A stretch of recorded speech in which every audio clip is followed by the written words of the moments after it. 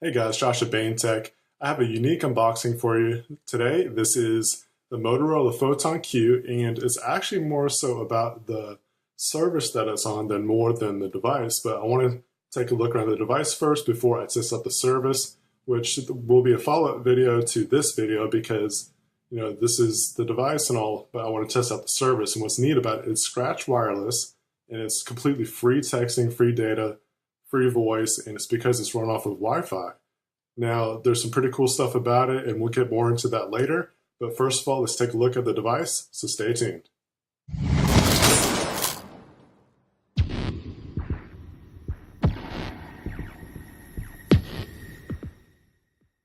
All right, so just kind of look around the box before we get started. This is run off of the Sprint cellular service if you need to use it. And what's pretty neat about Scratch Wireless is that you buy these connection cards kind of in a sense, and like $1.99.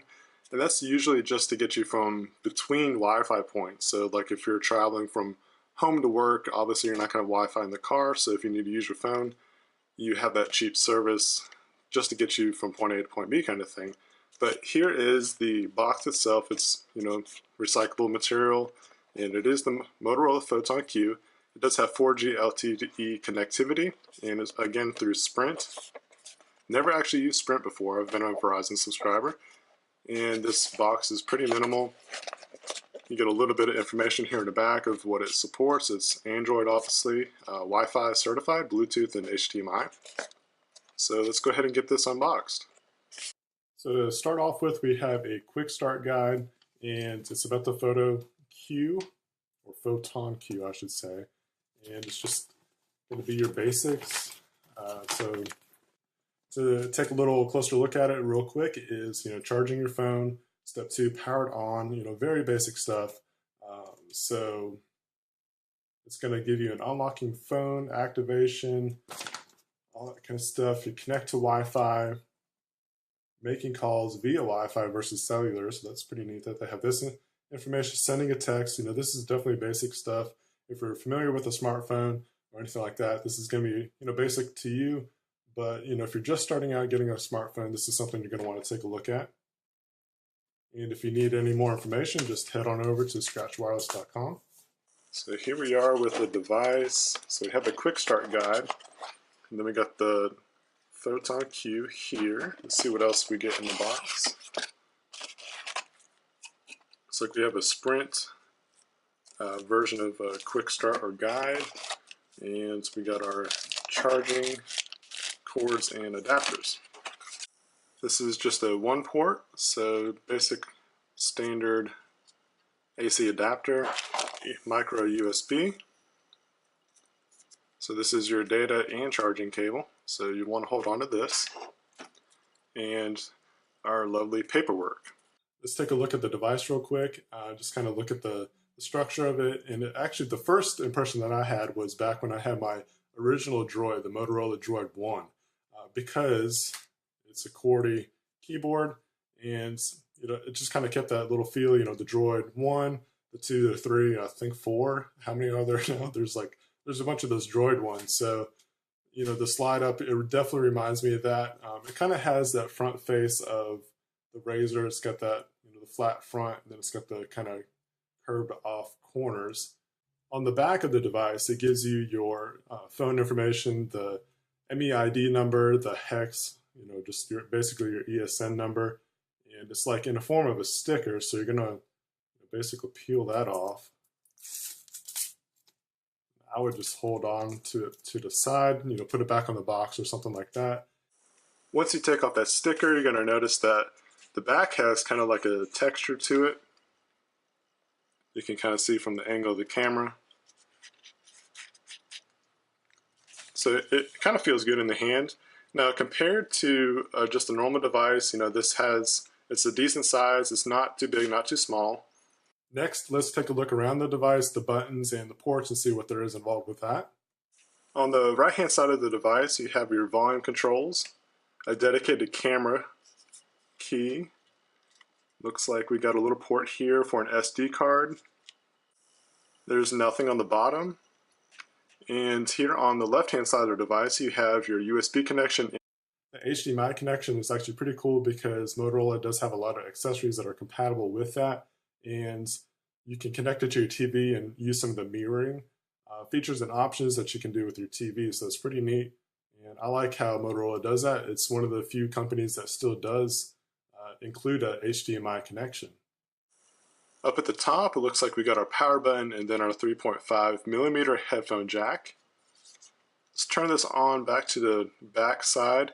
You get an 8 megapixel camera. It's got HD video, 1080p actually, so it does take some pretty good quality video.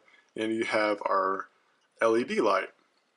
On the back, we got our speaker grill, so that's going to help with the sound. So let's slide this open and take a look at the keyboard real quick. The keyboard definitely reminds me of the old Droid 1 and that whole series of the Droid slide up keyboards. But the feel of it, if you're not familiar with that, it's like if you ever had a keyboard cover for like a MacBook or something like that, it kind of has that feel to it or that touch. So you have our dedicated numbers row, the full QWERTY keyboard, your enter, delete, just basically everything that you need for your QWERTY physical keyboard. I actually haven't used a physical keyboard in a long time. It's been since I had the Droid 1, as a matter of fact. I haven't used one of these in a very long time, so it's going to be pretty interesting when I test this out and give it a trial. I know my mom, actually, she used the Droid 2 for a long time, so she would probably enjoy this device. If you enjoy physical keyboard devices, this is something to check out. Not to mention the network, it's free, no contract. That's a pretty big bonus right there.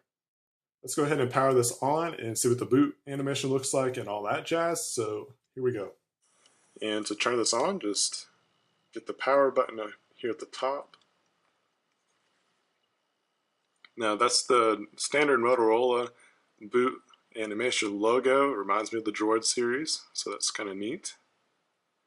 Let's see what else comes up. Looks like we got some pings, kind of ripple going on. Ooh, scratch. That's pretty cool. That's a pretty neat boot animation.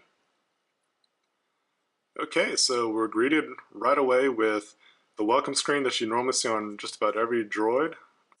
And obviously, since this works off of Wi-Fi networks, you're going to want to connect to your Wi-Fi signal.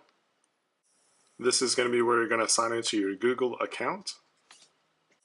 This is going to be where if you want to back up or restore any of your settings, you can go ahead and do that. Alright, the setup is complete. Alright, so this is where you're going to be greeted with your Scratch Wireless. Let's go ahead and click the terms and conditions, hit the check mark, activate the phone. And this is going to be where you're going to create an account. Upon completing the activation and all that kind of stuff, if you do have a Gmail account, it's going to start syncing up your stuff. So you get your some stuff you might want to check off as data enabled, just to make sure that you're just strictly running off of Wi-Fi. Emails will start coming through, software updates, anything like that. Let's take a look around the device first. So obviously this is Motorola Blur that you're going to see here on these home pages on the launcher. It does look like stock Android, which I'm a big fan of. I love stock Android. So that's pretty cool if you're into that kind of stuff. You got the normal, just Google launcher, it looks like. So text messaging looks like this screen here. It really just looks a lot like stock Android, which I like that. A few little tweaks here and there. So it looks like Blur has definitely changed, and all my contacts are coming through because of my Gmail account. Take a look at the camera real quick, see how that works.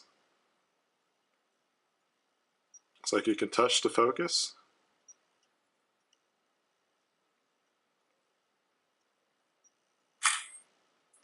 Kind of got a creepy snap. So I can get a little zoom here. You do have a dedicated button here, so you can use the button or the on-screen navigation. So you do have some settings up here. Let's see what we got: widescreen, zoom key. You can do the volume key as the capture or zoom. I'm going to do zoom because there's already a dedicated camera snap. Looks like we got some of our effects, scenes, modes, brightness, exposure, So you can kind of toggle around with that. You got your flash. I like to turn the flash off. I'm not a big fan of flash. And this is where you switch from photo to video, or you can do front-facing camera. Hey guys. So there's the camera. Let's see what else we can get into. The browser looks like it's just your typical browser. You can do Chrome or the browser, so that's pretty neat. Let's see. So that pretty much wraps it up as far as what the software looks like. It definitely gives a nice vibe of the stock Android, which I really like that. And if you want to remove notifications, you just swipe away. Let's go through some of the settings just to give you an idea what it looks like. You got your normal stuff like airplane mode, Wi-Fi, Bluetooth, data usage, the more, I think it should be some of the network stuff, sound, display, storage, battery, location, security, language, privacy, accounts, system update, developer options, about phone. Let's show you that real quick. We are on Android version 4.1.2. So we're on Jelly Bean. So that's pretty neat. You have a quick settings when you swipe to the left-hand side of the screen. And that's kind of like some of the settings that you might be used to getting to up here. So that pretty much wraps it up for the unboxing video. Now this is just kind of like an intro to more videos to come, and those videos are going to include the opinion that I have of the service that I'm going to be testing out. I'm going to test this out for a few days and then get back to you guys. So definitely be subscribed so that way you can see those videos coming up in the near future. And I'm really curious to see how Scratch Wireless works with just using Wi-Fi as a phone. So that's pretty neat to me. I like the concept. It's definitely something for the person that's looking to save money on a wireless bill. You're not going to have a bill, there's no contract, and it's very minimal cost. So it's pretty cool. You get a pretty decent Android phone with this. This is the only one on the service right now, the Motorola Photon Q. So if you like this video and if you thought it was helpful to you, please give a thumbs up and definitely subscribe if you want to see more videos like this.